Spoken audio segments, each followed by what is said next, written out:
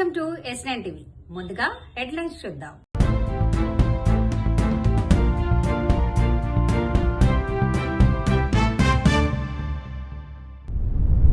హిందూ విద్యార్థితో కల్మా చదవాలని ఒత్తిడి, వసతులు లేవని గురుకుల బాలికల ఆందోళన, గంజాయి అక్రమ రవాణాపై అనకాపల్లి పోలీసుల ఉక్కుపాదం, ఆంధ్రప్రదేశ్ రాష్ట్రానికి క్యాన్సర్ గడ్డలాంటివాడు చంద్రబాబు నాయుడు. ఈరోజు సైదాబాద్లో మెయిన్ రోడ్ మీద ఉండేటువంటి ఒక సక్సెస్ స్కూల్ యాజమాన్యం చేసినటువంటి విషయం లోపల పిల్లలకు 2వ తరగతి చదువుతున్నటువంటి పిల్లలకు అదే రకంగా ఇంకా ఏ క్లాస్లో ఎంతమంది చదువుతారు అనేటువంటిది సమాచారం లేదు. అందులో డైరీ సంబంధించినటువంటి హోంవర్క్ లోపల కల్మాను చదవాలనేటువంటిది అక్కడ రాయడం జరిగింది. దాన్ని చూసి బాబుకు అర్థం కాకుండా పేరెంట్స్కి చెప్పిండు, ఇది నాకు అర్థం అవ్వట్లేదు, వీళ్ళు ఏం పెట్టించారో తెలియదు అన్నప్పుడు పేరెంట్స్ చూసి దిగ్భ్రాంతికి గురైన వాళ్ళు మత సంబంధమైనటువంటి విషయాలను పాఠశాలలో ఎట్లా నేర్పిస్తారని వెళ్ళి యాజమాన్యాన్ని అడిగినప్పుడు వాళ్ళు యాజమాన్యం సరైన సమాధానం చెప్తలేదు, అదే రకంగా బెదిరించేటువంటి ప్రయత్నం చేస్తుంది. మాకు సమాచారము వచ్చిన తర్వాత భారతీయ జనతా పార్టీ వారి యొక్క కుటుంబ సభ్యులందరూ కూడా మమ్మల్ని సంప్రదించినాక నేను ఈరోజు వాళ్ళ ఇంట్లో కలిసి అసలు జరిగిన విషయం ఏదో తెలుసుకుందామని వెళ్ళినప్పుడు నేను కూడా ఆ డైరీ తీసి చూశాను. చాలాసార్లు ఆ యొక్క డైరీ లోపల ఖురాన్కు సంబంధించినటువంటి యొక్క మత సంబంధించినటువంటి విషయాల లోపల నేర్పించేటువంటి యొక్క ప్రయత్నం చేస్తున్నారనేటువంటిది వాళ్ళు ఆరోపించే స్కూల్లో ఇంకా అనేక మంది పిల్లలకు అదే రకంగా ఏ సక్సెస్ స్కూల్ ఉందో అనేక దాన్ని సంబంధించినటువంటి యొక్క కాలేజెస్ కానీ స్కూల్స్ కానీ చాలా బ్రాంచెస్ ఉన్నాయి. వీటిపై మత ఛాందసానికి అడ్డాలుగా మారుతున్నటువంటి పాతనగర పాఠశాల మీద ఈరోజు ఎలాంటి అధికారులు చర్యలు తీసుకోవడం, అదే రకంగా విదేశీయులను సైతం స్కూల్లో చేర్పించడం, కాలేజీల్లో చేర్పించడం, రోహింగ్యాలను చేర్పించడం, గతంలో 4 రోజుల కింద జరిగినటువంటి విషయం కూడా బర్మా నుండి అనేక విదేశాల నుండి ఏ మాత్రం ఎక్కడ రూల్స్ను కూడా పాటించకుండా వారు చేస్తున్నటువంటి వాటిపై మేము ఈపాటికే concern department, education department, police department complaint ఇచ్చాం. దానిపైన కూడా ఎక్కడ చర్యలు తీసుకోలేదు. అదే కాకుండా కాలేజీలోకి వెళ్ళి ప్రశ్నించినందుకు ఉల్టా ఎవరైతే వెళ్ళి అడిగినారో వాళ్ళపై కేసులు పెట్టేటువంటి ప్రయత్నం ఈరోజు ఎంఐఎం పార్టీ అండగా మారి ఎంఐఎం పార్టీ లోపల ఎంఐఎం పార్టీ కబంధ హస్తాల్లో భాగ్యనగరం జిల్లా విలవిలలాడుతున్నది. భారతీయ జనతా పార్టీ ఈరోజు దీన్ని ఖండిస్తుంది. పిల్లలను సైతం వదలకుండా ఒకవైపు లవ్ జిహాద్, ఒకవైపు విదేశీయులకు మరి చొరపాటు, ఒకవైపు ఇలాంటి మతపరమైనటువంటి మత ఛాందసవాదులు ఎవరైతే ఉన్నారో వారిపై చర్య తీసుకోవాలని భారతీయ జనతా పార్టీ డిమాండ్ చేస్తుంది. ఇమీడియట్గా ఈ యొక్క స్కూల్ యొక్క పర్మిషన్ రద్దు చేయాలా, స్కూల్ను వెంటనే సీల్ చేయాలనేటువంటి విషయం లోపల మేము ఉన్నతాధికారులను కూడా సంప్రదిస్తాం, లేకపోతే మేమే స్కూల్ని దిగ్బంధం చేస్తామని ఈ సందర్భంగా మేము తెలియజేస్తా ఉన్నాం. భారత్ మాతాకి జై. ప్రతి క్లాస్ వాళ్ళ చేతులు కాళ్ళు చూడండి సార్, మొత్తం దోమలు కుట్టి ఎలర్జీ అయ్యి మొత్తం ముఖమంతా కూడా మొత్తం పురుగులు ఏవేవో కుట్టి మొత్తం ఎలర్జీ లాగా అవుతుంది సార్. మళ్ళా 9th వాళ్ళు 8th వాళ్ళు 10th వాళ్ళు ఆఫ్టర్ మళ్ళీ మమ్మల్ని కూడా బాత్రూమ్స్ క్లీన్ చేయడం, లేకపోతే బాత్రూమ్స్ కాడ రూల్ నెంబర్ వైజ్ అక్కడ డ్యూటీస్ చేయడం అన్ని మాత్రం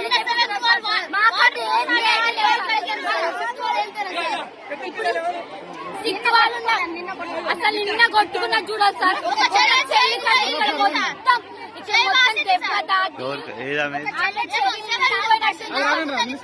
ఇవ్వరంట సార్ బాత్రూమ్స్ 2020 కలెక్ట్ చేసి ఇస్తే ఇట్లా కలెక్ట్ చేసి ఇస్తే 2 బాత్రూమ్స్ మెల్లగా చేపిస్తామంటున్నారు. అంటే మేము ఇచ్చుకోవాలా సార్ డబ్బులు? డీజే అయినా ఏదైనా ఏదైనా ఫంక్షన్ లేక పార్టీ ఏదైనా ఇచ్చినా మనీ ఏదైనా అంటే 10 రూపీస్ 20 రూపీస్ కలెక్ట్ చేసి చేపిస్తారు సార్. అండ్ వాష్రూమ్ సార్ ఒక్కడి బాగాలేదు సార్. 10 బాత్రూమ్స్ ఉన్నాయి, 10 బాత్రూమ్స్ మొత్తం బాగాలేదు సార్. అవి కూడా 2020 కలెక్ట్ చేసి ఇస్తే అవి కూడా 2 బాత్రూమ్స్ నీట్ గా చేపించి ఇస్తా అంటున్నారు సార్. అసలు ఒక్క బాత్రూమ్ లేదు సార్, ఒక బాత్రూమ్ మంచిగా ఉంది సార్, అది కూడా డోర్ లేదు సార్. ఏది డోర్ లేదు. మెన్షన్స్ కి ఇట్లా అయినా సార్. ఎన్ని పాములు తిరుగుతున్నాయంటే మొన్న అనకుండా సార్ ఇంత పెద్దగా ఉంది సార్. చంపిర్రు తొక్క గ్రౌండ్ లోనే తిరుగుతుంది సార్. ఇంత పెద్ద పాము ఎవరైనా చిన్నపిల్లలు తొక్కితే ఏముంది సార్? ఒక్క పాము తొక్కినప్పుడు సార్ అదే పాము వచ్చిన రోజే ఆ 3 పాములు చంపిరు సార్. చెప్తా మీ క్లాస్ మీకు ఇంటర్ మార్క్స్ కట్ చేస్తా, మీకు 10th మార్క్స్ కట్ చేస్తా, మీకు ఎక్కడ చూసుకోవాలి అక్కడ మీరు లోపల పోండి క్లాస్ లో. అప్పుడు చెప్తా సబ్జెక్ట్స్ మేడం సార్ వాటర్ కావాలంటే అంటే దేనికైనా వాటర్ కావాలి కదా sir, time to time class లో ఉండాల్సిందా సార్, ప్రేయర్ లో అయినా సరే దేనికైనా సరే మీకు వాటర్ సరిగా ఉందా లేదా అని ప్రిన్సిపల్ ఇట్లా అడగారు సార్. ఏమనంటే మీరు కరెక్ట్ గా క్లాస్ లో ఉండాలి, కరెక్ట్ గా క్లాస్ లోనే టైం ఉండాలి అంటే అక్కడ ప్రాబ్లం ఏంటి సార్. మీడియా మిత్రులందరికీ అనకాపల్లి సభ్యుల తరఫున నా నమస్కారం అండి. నేను అనకాపల్లి డిఎస్పీని. మాకు లీగల్ టీము సమాచారం మేరకు అలాగే మా ఎస్పీ సమాచారం మేరకు మా అనకాపల్లి సబ్ డివిజన్లో ఉన్న పోలీస్ స్టేషన్స్లో కొంచెం విస్తృతంగా తనిఖీలు చేపట్టిన టైంలో కుచ్చిపేట అలాగే చోడవరం రావికంపం చీటికాడ పోలీస్ స్టేషన్ ఏరియాలో మేము నిన్న 2 రోజుల నుంచి కూడా మేము కొద్దిగా మాకున్న ముందస్తు సమాచారం మేరకు లీగల్ టీం వారు ఇచ్చిన సమాచారం అలాగే ఎస్బీ సమాచారం మేరకు మేము ఈ పోలీస్ స్టేషన్ పరిధిలో మేము తనిఖీలు చేపట్టిన సందర్భంగా నిన్న 15వ తారీఖు జూలై మధ్యాహ్నం సుమారు 2 గంటల ప్రాంతంలో రావికంపం మండలం గుడివాడ జంక్షన్ దగ్గర 2 వెహికల్స్ని మేము అడ్డగించడం జరిగింది. ఆ సమయంలో మాకు ఆ 2 వెహికల్స్లో కూడా సుమారు 6 వ్యక్తులు ఉన్నట్టు మేము గమనించడం జరిగింది.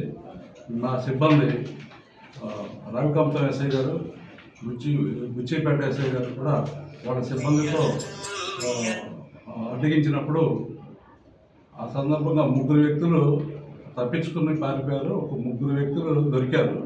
అలాగే మాకు 2 వెహికల్స్ కూడా అక్కడ ఆ ప్రాంతంలో మేము ఆపడం జరిగింది. ఒకటి ఎర్టిగా కారు, ఇంకొకటి టాటా కరువు 2026 కొత్తగా ఈ సంవత్సరమే రిజిస్ట్రేషన్ చేసిన కారు అది.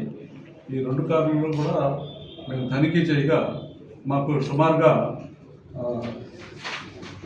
ఎర్టిగా కారులో 128 కేజీలు గాంజా 4 బ్యాగ్స్లో వైట్ బ్యాగ్స్లో ఉంది, అదొకటి గమనించడం జరిగింది. అలాగే ఇంకొక టాటా కారులో 92 కేజీలు గాంజా, అది కూడా ఒక 3 వైట్ బ్యాగ్స్లో దొరికింది. ఇది మొత్తం 220 కేజీలు సుమారుగా ఇది. దీని మీద మేము మా సిఐ గారు, కొత్తకోట సిఐ గారు ఆయన సూపర్వైజన్లో ఈ కేసు పూర్తిగా ఇన్వెస్టిగేషన్ చేసి అక్కడ మాకు దొరికిన 3 వ్యక్తుల్లో తిమోతి అనే ఒక వ్యక్తి ఒరిస్సా ప్రాంతానికి చెందినవాడు, పెదబైలు ప్రాంతానికి చెందినవాడు. అతను ఒరిస్సా నుంచి చిన్న క్వాంటిటీస్లో గాంజా సెక్యూర్ చేసి ఆ గాంజాని తీసుకొచ్చి బయట ప్రదేశాల్లో అమ్మే అలవాట్లో ఉన్నాడు అతను. ఇతనికి ఒక మహమ్మద్ రఫీ అనే వ్యక్తి ఒక అతను పరిచయం అయ్యాడు. మా కేసులో అతను A2. ఈ మహమ్మద్ రఫీ అనే అతను సత్యనపల్లికి చెందినవాడు. ఈ ఇతనితో పాటు ఒక డ్రైవర్ కూడా వచ్చాడు. ఈ డ్రైవర్ పేరు కూడా ఫయాజ్ అని అతను డ్రైవర్. ఈ ఫయాజ్ అండ్ రఫీ వీళ్ళిద్దరూ సత్యనపల్లికి చెందినవాడు. అలాగే ఈ తిమోతి అనే ఆయన పెదబైలు మండలం. ఇతను గతంలో కూడా వీళ్ళు ఏం చేశారంటే ఒక 1 మంత్ బ్యాక్ ఒక 50 కేజెస్ గాంజా 2 వెహికల్స్లో వచ్చి తీసుకుని వెళ్ళి దీన్ని సత్యనపల్లిలో ఒక 2 డేస్ ఉంచి అక్కడి నుంచి ఆ 50 కేజీస్ గాంజాని తమిళనాడు రాష్ట్రానికి చెందిన తమిళనాడులో హోసూర్ అనే విలేజ్లో అనే ప్లేస్కి సంబంధించిన సౌందర్య అనే అతనికి ఒక 50 కేజీస్ అమ్మడం జరిగింది. అప్పుడు ఆ ప్రయత్నంలో సక్సెస్ అయ్యారు. సరే ఈసారి కూడా అలాగే అదే ప్రయత్నంలో నేను మాకు రావికంపం మండలంలో 3 పట్టుకోవడం జరిగింది. దీని మీద ఫర్దర్గా మేము ఎంక్వైరీ చేయాల్సి ఉంది. మేము నిన్న చేసిన సీజర్లో ఒక 3 సెల్ ఫోన్లు, ఒక 2 కార్లు, 220 కేజీల గాంజా వర్త్ సుమారుగా 1,10 లక్షల వరకు ఖరీదు ఉంటుంది. దీన్ని మేము సీజ్ చేయడం జరిగింది. తదుపరి దర్యాప్తు చేయాల్సి ఉంది. దీంట్లో ఏజెన్సీ ప్రాంతంలో వీళ్ళకి సహకరించిన 2 వ్యక్తుల్ని, అలాగే సత్తెనపల్లి ప్రాంతానికి సంబంధించిన ఇంకొక 3 వ్యక్తుల్ని కూడా మేము సెక్యూర్ చేయాల్సి ఉంది. ఫర్దర్ ఇన్వెస్టిగేషన్ చేయాల్సి ఉంది. సిగ్గు లేదు, మానం లేదు, మర్యాద లేదు, ప్రజలు ఏమనుకుంటారనేది కూడా లేకుండా మాట్లాడింది.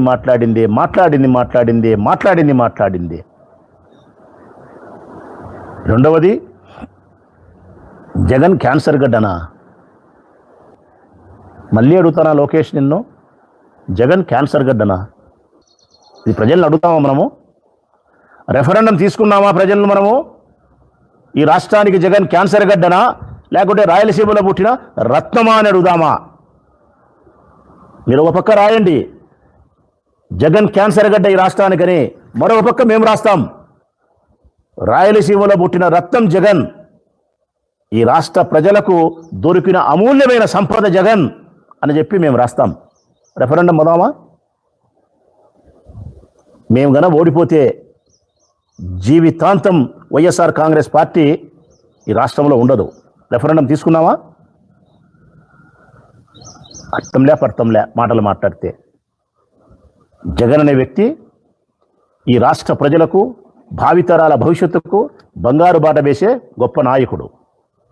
ఇది భవిష్యత్ కాలంలో చరిత్ర చెప్తాది జగన్ ఎంత గొప్ప నాయకుడు అనేది. ఒక్కసారి అవకాశం ఇస్తేనే చెప్పింది. 19, 24, 5 సంవత్సరాల కాలంలోనే ప్రజలు చెప్తా ఉన్నారు. ఇంకా చాలా కాలం ఉంది, ఆ కాలమే తీర్పిస్తుంది. నేను స్పష్టంగా చెప్తా ఉన్నా, రాయలసీమలో పుట్టిన రత్నమే జగన్. ఈ ఆంధ్రప్రదేశ్ రాష్ట్రానికి అమూల్యమైన సంపద జగన్. క్యాన్సర్ గడ్డ ఎవరంటే గన ఈ ఆంధ్రప్రదేశ్ రాష్ట్రానికి క్యాన్సర్ గడ్డ లాంటి వాడు మీ నాయన. నీవు తెలుగుదేశం పార్టీకి క్యాన్సర్ గడ్డ లాంటి వాడివి.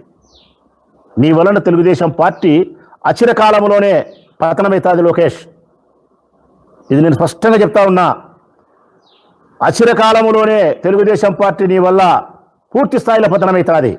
రాసి పెట్టుకో. ఇది జరగకుండా పోయే ప్రసక్తే లేదు. ఇంతటితో వార్తలు సమాప్తం. మరిన్ని అప్డేట్స్ కోసం చూస్తూనే ఉండండి S9 టీవీ న్యూస్.